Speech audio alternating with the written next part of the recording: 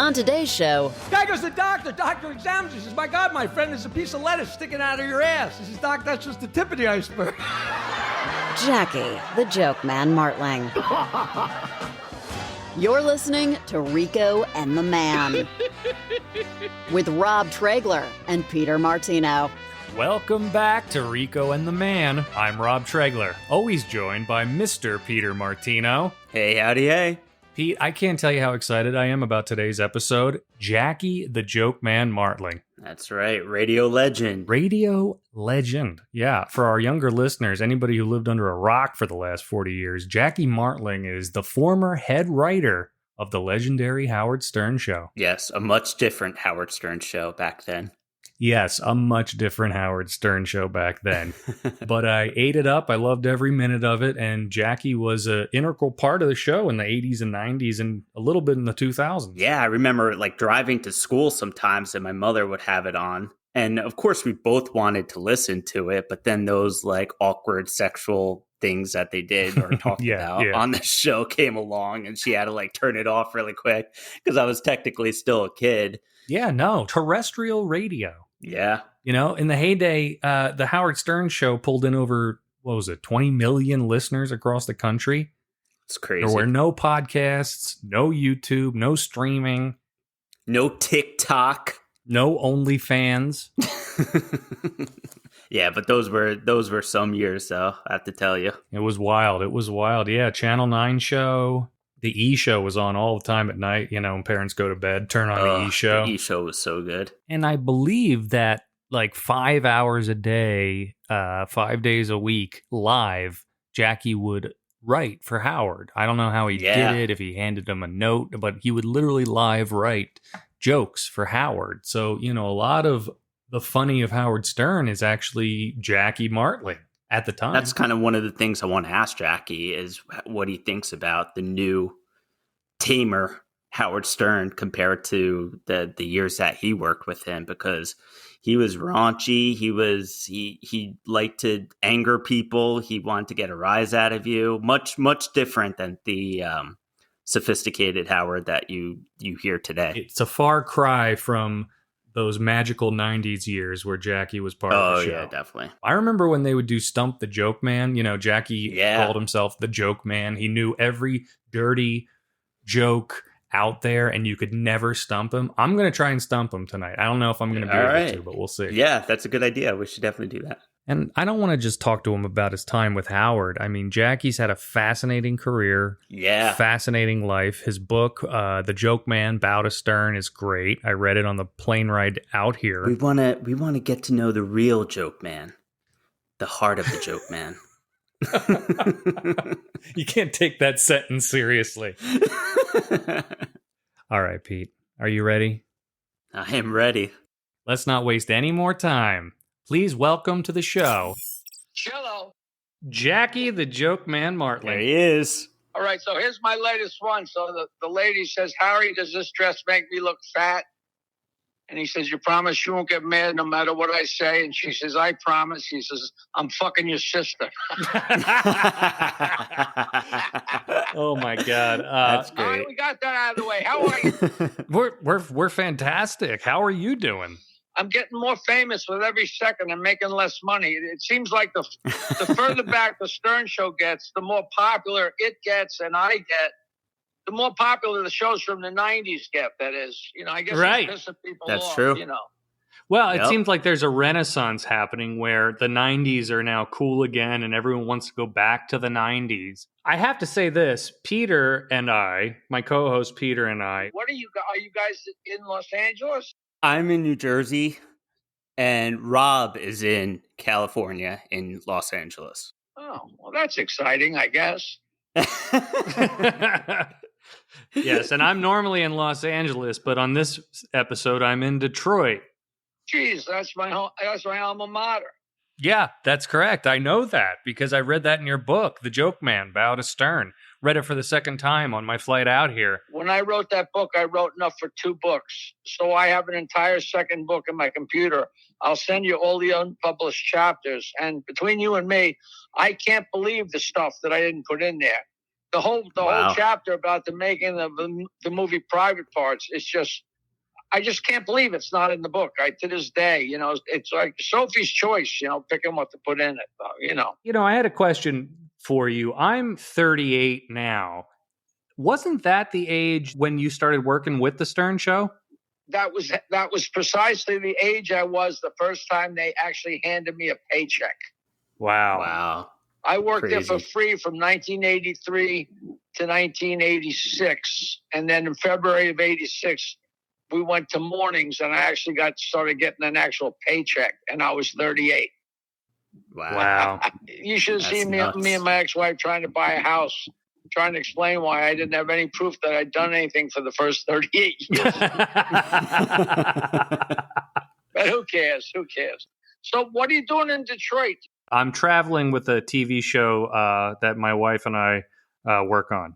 Anybody that's working in TV, you have my jealousy and my condolences. I did a charity show for Erin somebody out in Detroit called Mittens for Detroit, and pig virus was there. The actual guy. Holy shit. WNBC, Kevin Matheny. Wow.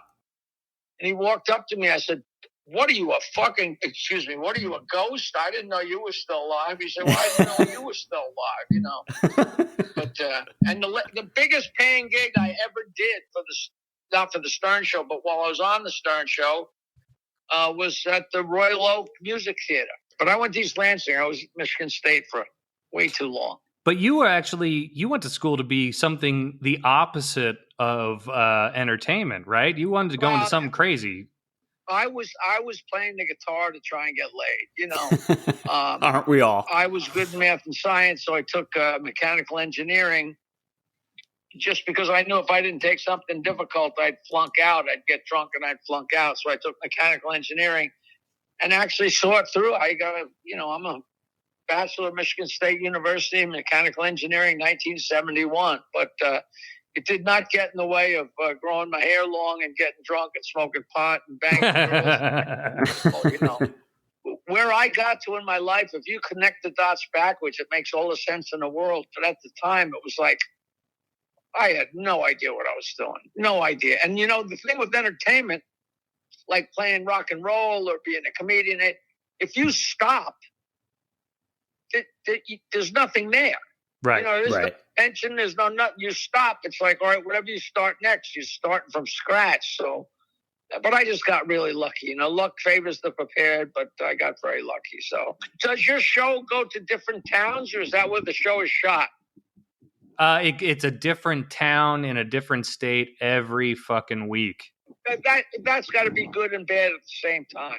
Well, I mean, listen, it's probably a little more lax than I would say a stand-up's career to be we get to land for a week and a half and then move on. But I'm sure road comedy is completely different and much more taxing.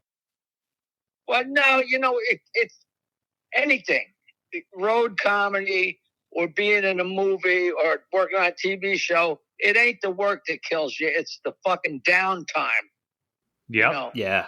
Like, it's one of those things where you're lucky you get to be with your wife, or holy crap, you got to be with your wife. Which changes from minute to minute. I know, every time I've had my girl with me on the road, it's like, oh boy, but then they're not there. And it's like, where is she? Right. That's because we're all messed up, deep in our souls, Of course. Right. But that doesn't matter. Now, so you work on a TV show, and what's your friend in New Jersey do? Operate the Ferris wheel at Asbury Park? Yes, that's exactly what I do. No, actually, I work in the marketing side of things. So this podcast is going to wind up somewhere. Yeah, all over the place. Yep, we have tens of fans. Well, that's a lot more than most people. Usually I do these podcasts, and I'm like, I got to at least keep the attention of the people in the room. You're right. Nobody's listening. I love these people that say, you want to do my podcast? I'm on Apple, Spotify, Amazon, All right, just shut up. How many people are listening? Oh, You're right. Oh, I Right. got my uncle in Saskatchewan. You're like, I was on K-Rock in the 90s. Oh, yeah. I mean, once again, I can brag or else I can try and hide that. People keep coming up to me and say, hey, man, you're an icon. You're a legend. And I always say, you think you're being nice. But that's like looking me in the eye and saying, either you're old or, wow, you're not dead yet. Legend is a fine word unless it's you that they're referring to while you're alive. But it's all interesting. And I still love all this crap. 516-922-WINE is in its 43rd year and still going strong. Wow. People call my dirty Nice. joke line every day. That's great. And I'm actually in a couple weeks, I'm doing the 40th anniversary of Governor's Comedy Shop in Long Island, which I started 40 years ago. So long ago that Howard and Allison actually came to one of the shows, and Allison was pregnant with Emily, and my sister was pregnant, and we were all like human beings back then, and then and I also tweet filthy jokes every day at 420 marijuana time, and that's about as exciting as my life gets. Hey, Jackie. We actually had Joey Cola on recently, and he's actually a good friend of mine. I texted him tonight to tell him that you were on, and he wanted me to say hello. He said you guys have been friends for 40 he's years. A good character. He's an old pal. What he said about as far as comedy goes, he says that he thinks it's best to tread lightly with offensive comedy nowadays. What do you believe? You know what? I don't talk about it. Every time somebody starts talking about comedy, I pull a Harpo and coconuts and I grab my hat and sneak out of the room because, I just don't care. I go up and just do what I do. I've been doing the same crap for so long. And Right. all I care about is making the people in the room laugh. And anybody's got a problem with it, they can just get the fuck out or not show up in the first place. Some Right. people think comedians should make a stand, and some people say they should do this right, and some people say they shouldn't do that right. And nobody's right or wrong, Right. But to me, you have a job. Right, if your job is to build a wall out of bricks, you can either stand there and stare at the bricks and try and decide which brick to use first and what or you just build the fucking wall. And I prefer to just go on stage and build the wall and get done with it. And then just go flirt with the girls and goose the guys and have a little fun. There's enough, especially nowadays, there's enough crap going on in the world that when you go to see comedy, you just want to go in the room and fucking laugh for an hour. Yep. Right. That's the whole deal. And it makes, believe it or not, it makes what I do at more of a premium. I mean, what I do is so unhip. But who needs hip? Who needs to be reminded that the world's coming to an end? Hey, how about that climate change? Fuck you. Yeah. Yeah. Yep. I agree. But it's good to be back out. I went to Boston a couple of weeks ago and worked with Lenny Clark, my old pal, which was great. And I just went to Las Vegas 2 weeks ago, and I hadn't been there in a while, and I was working kind of a rat hole. But nobody knows that. You know what I mean? The people that I know, like, hey, you work Vegas? Yeah. They don't know that I'm not working with Sammy Davis and Frank Sinatra. I'm working at the Plaza with Oscar Goodman, hoping I don't get arrested. But it's all exciting. It's all fun, I'm at the point you're where, doing what you love. I got people coming up and saying, hey, I saw you in the 90s. I saw you in the 80s. I saw your band in the 70s. Hey, how you doing? I haven't seen you in 30 years. This is my son, this is my daughter, this is my father, I just span generations, and it's good and bad at the same time, Well, how is it bad? Well, there couldn't be more of a definition of unhip comedy than if you're able to appeal to 3 fucking generations at the same table. But they're all howling, they're all peeing themselves. So, what do I care, I think that you were on the first true reality show of all time. I think that you were. I absolutely believe that. Believe that. And I've been taking credit for it for a long time, but it was funny because I initially not got in trouble. But, they broke my balls about every single thing. And we were going and doing a Channel 9 show. We were doing a radio show 5 days a week. you know, getting up at 4:30 in the morning, doing a radio show, and then we got a TV show. So we're getting in the car and going to Secaucus. And on Monday, we had a blank sheet of paper. And by Friday afternoon, we had to have a 1-hour television show in the can, in addition to doing the radio show. And after about a year, you know, we're all wondering if we're going to get renewed. And we're kind of hoping we get renewed. But on the other hand, we're like, you know, who needs I'm not used to having money, so I didn't need the money. I'm like, you know, we're killing ourselves. And I said, Howard, what are we doing? Why are we going to Secaucus? We got all the show we need right here. You're sitting there. Robin's over there. Fred's there. I'm here. Gary and John are in and out. The guests are in and out. All the idiots are running around. This is more than enough show. And they broke my balls. Jackie's so lazy. He doesn't want to go to Secaucus. He wants to get out of work. He doesn't want to do extra work, blah, blah, blah. And then, of course, a month later, Howard got this great idea to put TV cameras in the studio. And all of a sudden, it was like he invented the wheel. You know, and not only that, but after he did it, Imus did it, and Howard's screaming that Imus stole his idea. I'm like, his idea, you fucking Hebrew bastard. You know, I play Stump the Joke Man, you know, and and in the very beginning, when I first went to on the show, nobody knew anything, and very early on at NBC, nobody remembers this, but nobody knew that Robin was black. Nobody knew anything about Howard except what he said. And he told everybody that he was half Jewish and half Italian because he knew that would rake in about 95% of the Long Island audience. You know, it was very calculated, but it was very funny. It was tongue in cheek.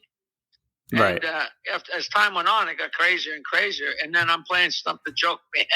And at this place called Chuckles in on Jericho Turnpike in Mineola in like it must have been 1983, right after I started on the show. And somebody raised their hand and I said, yeah, what's your question? And the guy said, is Howard really half Jewish? And I said, yeah. And he said, what's the other half? And I said, even more Jewish. Maybe the greatest ad-lib of all time. And that just got funnier and funnier and funnier. And, you know, it's mean, but it's not mean. It's fucking harmless, you know, but it's so funny. Oh, God, it was great. Hey, quick Stump the Joke Man. Why do Jewish men get circumcised? Because their wives like anything that's 10% off. He's the man. There you go. The master. You know the COVID joke? No. The guy goes to the neighbor's house and says, hey, man, since the COVID hit, I haven't seen your wife. His neighbor says, oh, she's out back in the garden. He says, well, I was just out there. I didn't see her. And his neighbor says, well, you got to dig down a little bit.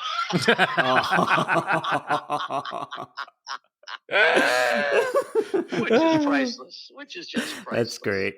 That's fantastic. Jackie, do you still listen to Howard? And if so, what do you think about his new tamer demeanor? I never listened ever. I didn't listen when I first started on it. I never listened when I was on it. I never listened during Best Of. I just never have. And in every interview, people always say, oh, Jackie tells us lie. There's no reason to listen. You know, I'm not a radio guy. I never was a radio guy. In the very, very beginning, I listened a few times when I first started on the show because I had no idea what it was about. You know, I heard about this guy that came to New York. I sent my records, and he called up and said, hey, why don't you come and hang out on the radio? Now, I didn't know who the guy was. I didn't know anything from anything. Right. So I went in and hung out on the radio for 4 hours. And at the end of the day, they said, wow, you're a lot of fun. Why don't you come back next week?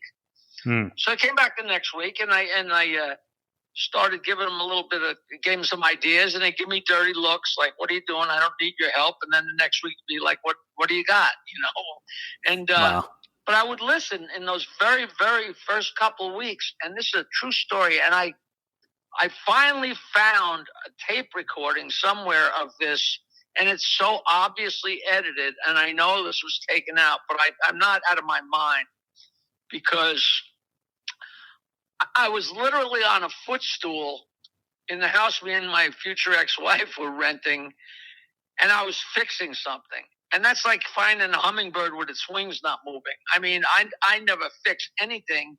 So the fact that I was fixing something just stayed in my mind. So I'm on the ladder fixing something. And Gary said, "Hey, Howard, this girl's here. Want to get news? We want to take the photo about it." He said, "Well, bring him in." And this girl came in. And I guess she had on a full-length fur coat. And she sat down, and Howard said, "Who are you?" And she said, "My name is Maria Molino. I work the door at the Comedy Factory Outlet in Philadelphia in trade for stage time. And my favorite comedian is Jackie Martling." And I could have fallen off the fucking stool. I'd only been doing it for a couple of years. But I mean, I was pretty well known in Philadelphia. But it was so classic. But of course, nobody said anything like, "Oh, Jackie, he works here sometimes." But, it's like I didn't exist. And if you find that tape, you can hear how the ambience just stops. Like that's how petty the whole place is, or how petty. I mean, he was a great guy, but he's just one of those guys that has to have all the morals. Yeah. I'm sure it made him nuts that people gravitated to me, my whole life, I'm a friendly guy. I walk into a room and right away I'm holding court. We all know people like that. I'm not unique. There's a million people like that. But for the most part, comedians aren't like that. Right. And for sure, Howard wasn't like that, So, I didn't even get invited to his 60th birthday party because, but I know that if I had gone, and if one person went up to Howard and said, "Hey, Howard, it was really great to see Jackie again," I would have wrecked his night. Really? You think he's that sensitive, huh? When you got all the beans, you got all the beans, and it's that one missing bean that hurts, and I don't even know that, maybe he forgot, who knows anything. Well, sometimes I get yakking on these shows and people say, "Well, you're always crappy." I'm never crappy to Howard because I never, ever make anything up. The only thing I do is share things that actually happen that are really, they just happen to be very funny, Right. And what's so funny is I don't go on Instagram a lot, but sometimes I do. And I have a bunch of old pictures because I've been doing this podcast with a friend of mine, another comedian, and we're telling stories, and they've been videotaping them, and they're thinking they're going to post them on a website. I'm thinking, well, maybe I'll just post some pictures alongside them. And I got a million old pictures, so I'm gathering them. So just for the fuck of it, I put a few of them up on Instagram. And there's a picture from the Los Angeles rally when we became, I always say we, it's his show, it's not my show, Howard's show, but I always say we. The show became #1 in Los Angeles, and we had a huge rally outside, literally at the corner of Hollywood and Vine. And Fred, it was so funny. Because, Fred got deemed a Martian. I gave him that. And he's still mad at me. And we were dressed as, like royalty. Like Howard was king and Robin was queen. And I was dressed as a court jester. But Fred was dressed as a Martian. And I was dressed as a monkey, which is it's so priceless. Jessica Hahn is on stage with us.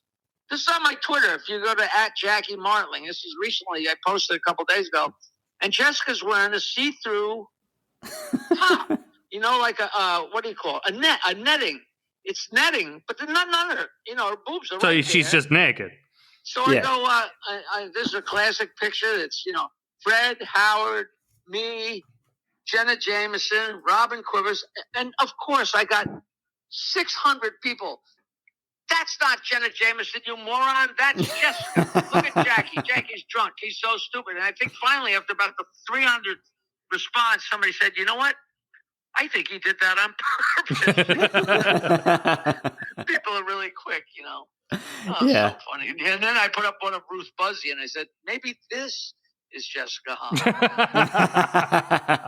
But the more insulting the response you get, the more spelling errors, the more grammatical errors, the more absolute rambling. It's almost the more vicious they get, the stupider the people are. Yeah, and the dumber they get. Absolutely. Absolutely. And it's very interesting. But meanwhile, it still gets you. it's crazy. Yeah, it still bothers you, no matter Right. what. 300 people laugh at your show, and one person says you were off tonight, huh? And all you do is walk around all night going, I guess I was off tonight. Yep. Yeah. Oh, God, it's so funny. Do you still keep in touch with Fred Norris? I haven't seen Fred. In the last contact I had with Fred was I said, listen, I have to ask you, do you want to be in my documentary? And he wrote back, I can't, but thanks for asking. There's a documentary that's really pretty good, but my guy finished it just as the pandemic switched gears. We're going to take it around the world, showing the documentary and doing Q&A. Because like what we're doing right now, the questions you guys have, everybody still has these questions. It's been 20 years, and people still are asking me questions and putting me on radio shows. And any place I go, I get on whatever radio show I want because they all want to know. Half of these people weren't even born when I was on the radio with Howard, but they're still so fascinated, Well, that's just it. And I think that's what I think sets it apart. I feel like you were on a show that there was nothing like it when it showed up, and there hasn't been anything like it since. Yeah. And so many attempts. Yeah. Oh, yeah. So many shots. So many copycats. Which, and it was Dorothy going to Oz. He picked this one, then he picked that one, then he picked this one, then he picked that one. But just like Dorothy, you can't imagine the Scarecrow being anybody else. You can't imagine the Lion. They had to be who they were, or it wouldn't have worked. Which is crazy because maybe, of course, it would have. But it's so funny. I remember when I first said, we're the Beatles of radio. They made fun of me for a year about that. Yep. Then all of a sudden, Howard was like, "Yeah, I'm glad I coined that. That's a great. That really describes us." I'm like, "Oh, you cocksucker." They always threw that in your face. It really is descriptive. Absolutely. No, you were the beat, literally changed radio. You guys got in at a great time during a great period where, you could get away with stuff. I don't know, because we did what you could get away with. It's funny. Somebody says, you want to come over to my house for dinner, but you got to take it easy. My grandmother's there. And I'm like, you're an idiot. I said, I was on the Stern Show for 15 years. We weren't allowed to curse. We weren't allowed to be dirty. Right. People forget Right. how reined in we were. Once you got to serious, it's fuck, cunt, cunt. They forget that we were so, I never got bleeped. One time I got bleeped. I told Howard, get ready with the button because I'm going to call Robin a pretty bad name. And I let her have it, Right. And I really meant it. It was very funny at the time. But we had to color inside the lines, which made it so creative and so fun. You know what I mean? Like the old Stern acts, we had to dance around the rules and dance around being dirty. They wouldn't be funny now because you could say anything you want to say, and once the cuffs are off, Yeah.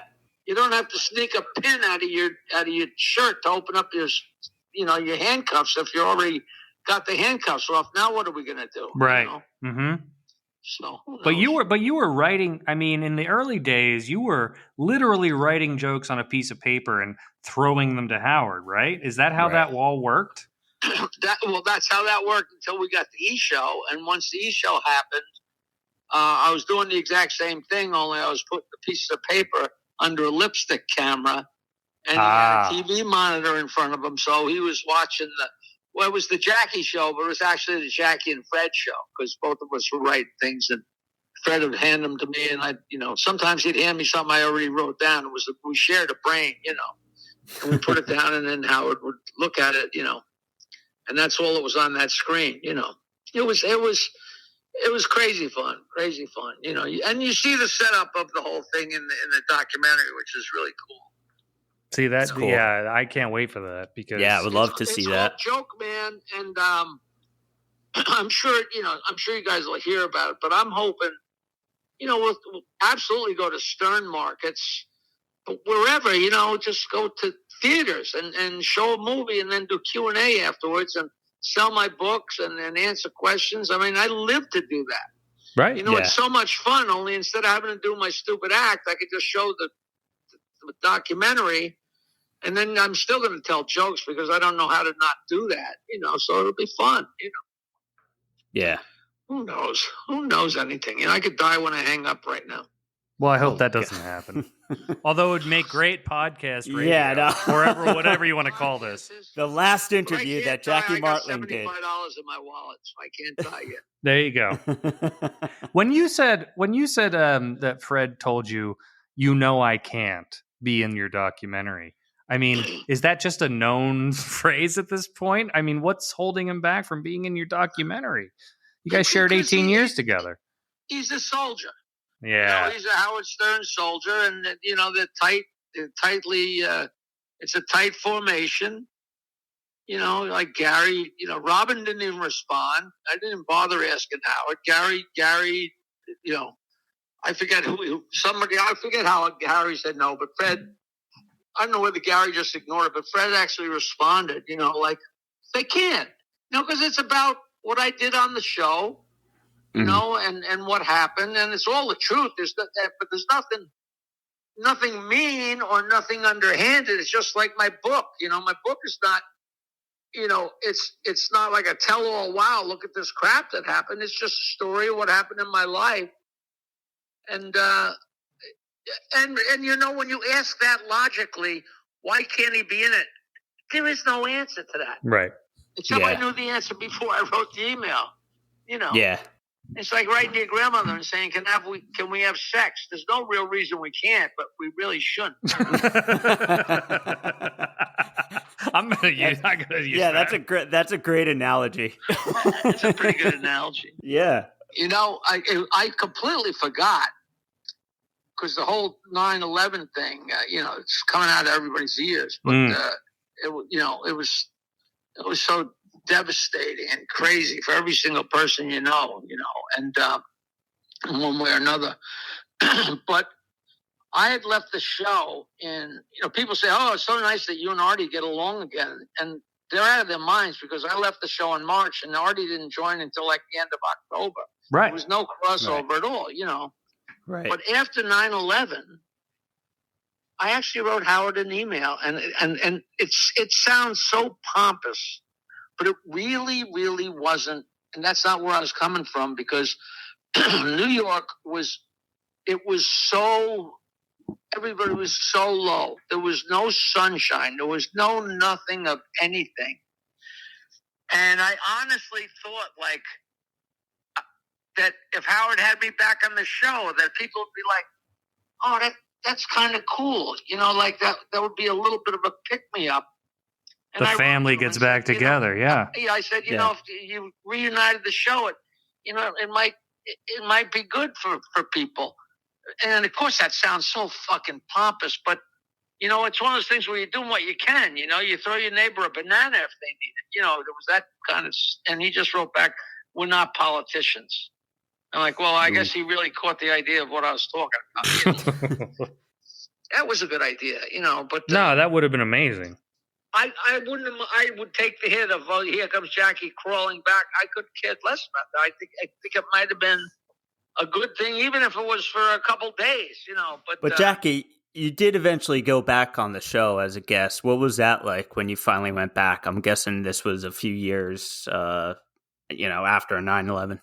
I was on the second to last terrestrial show.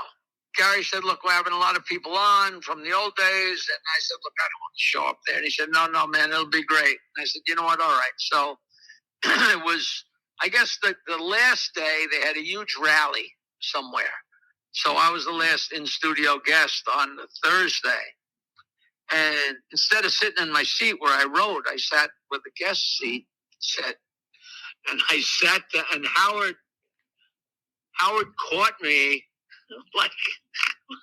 like the teacher in school. He caught me looking at Gary's teeth. And it was so deeply, deeply funny and had so many decades of hysteria because we're sitting there and I'm talking and they're asking me questions and we're laughing. And also I'm looking over and I'm looking at Gary's, lips trying to fight their way over his teeth. And I turn my head back and Howard's smiling and he sees me and I smile and he goes, He goes, "You really get a kick out of that, don't you?" I said, "There is no better entertainment in the world than that mouth."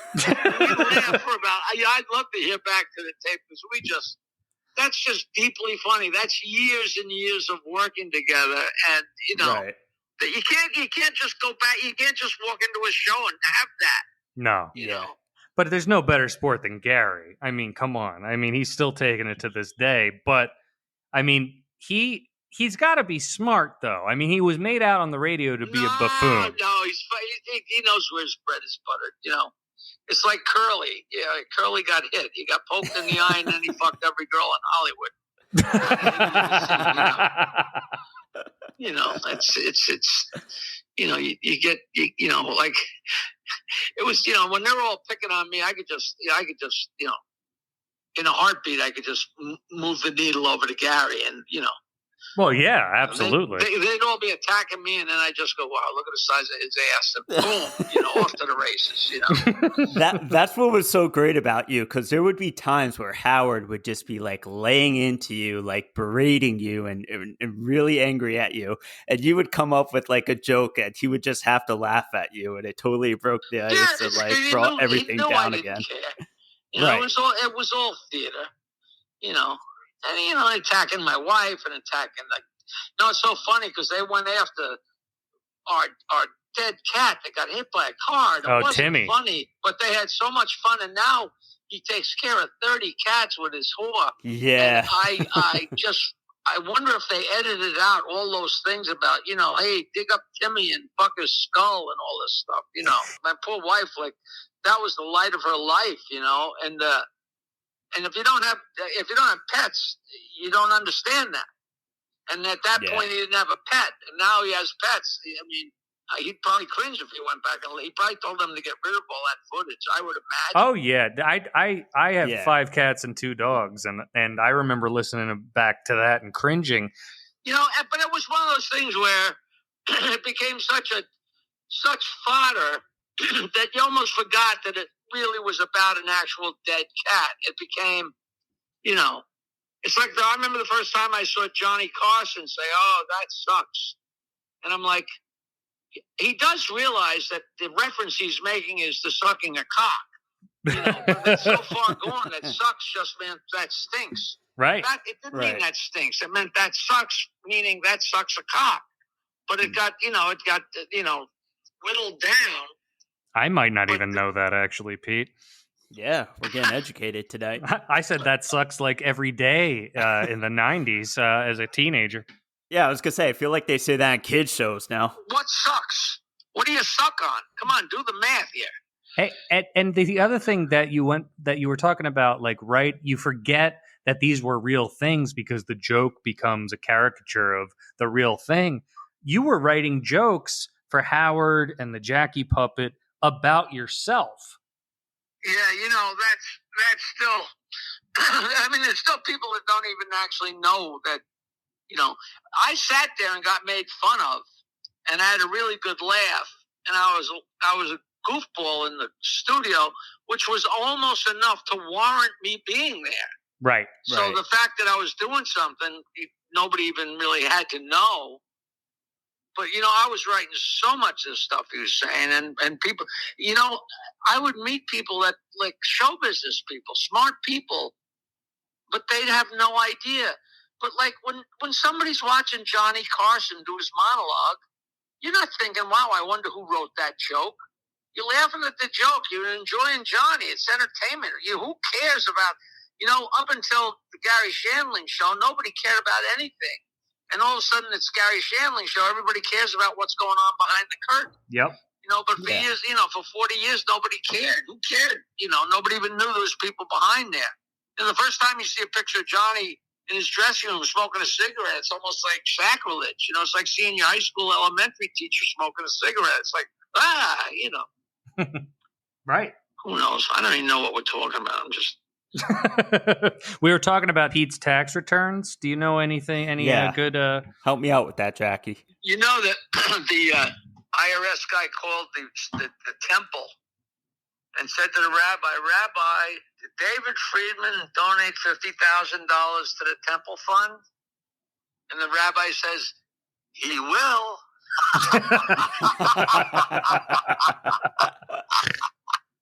That's the only tax joke I know, but that's a great one. Jackie, where are you going to be appearing coming up? I do Cameo.com. Do you ever hear of that? Yes. Yeah, of course. I make a lot of money with that because it was made for me. Yeah. You know, because somebody says, this is for Rob. He likes poop jokes, and he's got a big fat girlfriend, and he failed out of college. And, you know, I just go down the laundry list, and I got jokes about every single possible thing. So I got 115 5-star reviews on this thing. It's cameo.com/Jackie Martling. And I only charge $50. You know, some people charge $800, and some That's some of these insane. basketball stars I charge know. $3,000, and they say, "Hello, how you doing? Does your son play baseball?" You know, they don't know what the fuck to say. You know. Yeah, that's true. You know, during the pandemic, I'm not going out and working, so I'm sitting there and telling a few jokes and laughing. It's getting me through the day. You know. Yeah. It's perfect. Well, listen, Shut up. Jackie, you've given us so much time. I appreciate it so much. Thank you for actually giving Yes. us any kind of I'm not going to call you a legend because apparently that means you're dead. Yeah. Don't be a dick. No, you're But an icon now. we could do it. You know, we could do this again. Just text me. All right. And I don't know if any of your listeners are on Long Island, but I'm doing the 40th anniversary of Governor's Comedy Shop on September 25th, Saturday night. And my documentary, Joke Man, is coming out soon. I don't want to put it on Netflix. I know people would like it, but I want to take it around first. You know, I'm determined. And my joke book, The Joke Man About a Stern, you know, I'll tell you one last story. You know, Howard, of course, never, ever mentioned my book to anybody. And Of all of a course sudden, not. my publisher called me up maybe a year ago and said, "Man, you just got a huge bump in sales. Well, what did you go on a TV show? What'd you do? Did you do a big promotion?" And I said, "No, what are you talking about?" And what happened was Howard put out a book. And if you buy a book on Amazon, underneath it says people have bought this book, also bought these books. Nice. And so the There you person go. already has their mouse. They already got their credit card loaded in, and there's Joke Man Bow to Stern right behind it. So with one click and another That's $15, great. you got my book too. So a shitload of people would just say, "What the fuck?" You know, and everybody was buying it, which was great for me. And he's got to know that happened, but that's so funny. That's great. That's great. All right, guys. Well, listen, thanks for being fans and thanks for being nice. And I'm too old to masturbate, so I hope you're going to take up the slack. Oh, we will. We will. All right, Jack. Take care, Jackie. Thank you, sir. All right, fellas. I will see you later. Thank you. Wow. That was great. Awesome energy. Awesome. That guy, energy. he's like a ball of energy. It's like we just called him and it was like 1996. He hasn't lost a step. He hasn't changed at all. He's great. He's so great, though. Great interview. And he gave us some great stories, too. I was actually surprised about the Fred thing. That bums me out. That I know. he can't hang out with the old gang anymore. I know. You would have thought at least the two of them would have still been friends. Anyway, I thought it was awesome. Jackie's taken up our whole show, which is also awesome. Yep. So I think we're done for this one, right, Pete? I think we are. Thank you, Jackie the Joke Man Martling. Yes, thank you, Jackie the Joke Man Martling, for giving us as much time as you did. It was amazing. And yeah, we'll see you all next week. Take care, everyone. Thanks for listening to Rico and the Man. We want to hear from you. Send us an email at ricomanpodcast@gmail.com. Follow us on Twitter at Rico and the Man, and on Instagram at Rico and the Man Pod. Don't bother following us on Facebook, because Facebook is an awful place in the darkest corners of humanity.